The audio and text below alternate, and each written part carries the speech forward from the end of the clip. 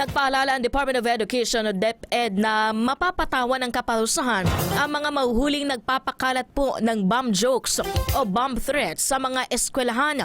Babala ito ni DepEd Assistant Secretary for Governance and Operations Roger Masapol. Kasunod po ito ng kabi-kabilang balita ng bomb threat sa mga paaralan matapos na naging pamamaril sa San Jose sa Tacloban.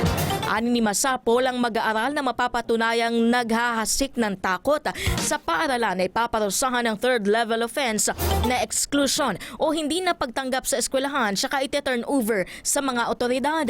I-refer sa Department of Social Welfare and Development kung menor de edad pa, habang diretso sa kapulisan kung edad 18 anyos pataas ang nasabing estudyante.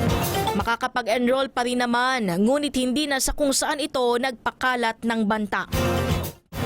Pagdidiin ng opisyal, may responsibilidad ang mga magulang sa pangangalaga at pakikisangkot sa kanila pong mga anak. Pinapalawak na rin anya ang kanilang monitoring at surveillance maging sa social media.